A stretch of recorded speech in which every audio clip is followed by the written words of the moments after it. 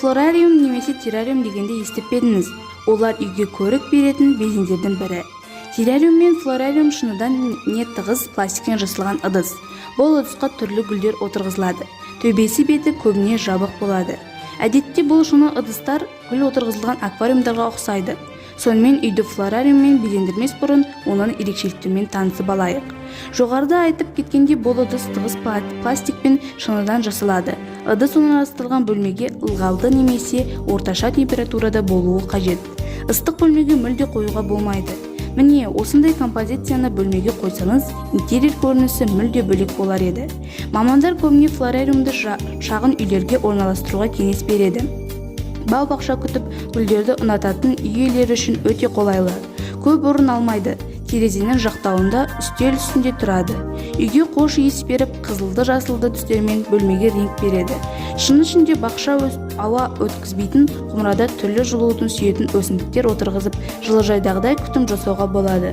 Тек өсімдіктерге ғана емес, шыны ыдысының іші сыртын жуып, тазалап тұру керек. Желдетіп өсімдік өсіруге қолайлы жағдай жасау қажет. Биолог мамандардың айтуынша, бұл ыдыста орхидея сынды гүлдер жақсы өседі.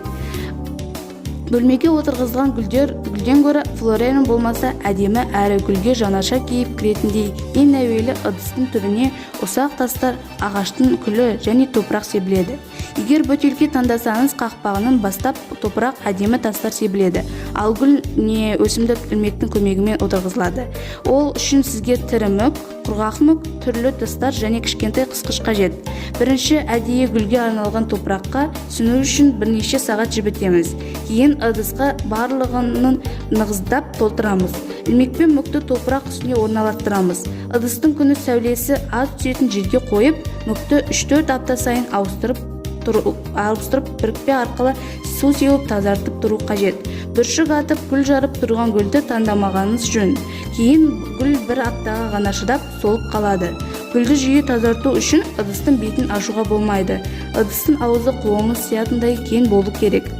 Әрі гүлдің өзіндік ерекшелігі мен арнайы күтімі болатынын ескерген жөн. Расымен, егер сіз гүлді алып, үстіне топырақ сеуіп отырғызып қойсаңыз, гүл бір күнге де шыдамайды. Сондықтан ең бастысы кеңістік әр гүлге арналған кен ыдыс таңдап, беті ашық ыдыс таңдағаныңыз дұрыс. Жоғарыда көрсеткендей өсімдіктерге керек-керекпен минералды заттармен қопарып, кейін отырғызып дұрыс. Егер гүл ыдыстан шығып үлкейіп жатса, шетін қиып бір пішімге келтіру керек.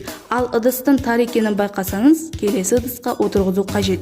Кейбір өнертапқыштардың үйінде электр шамынан жасалған флорариум да бар екен.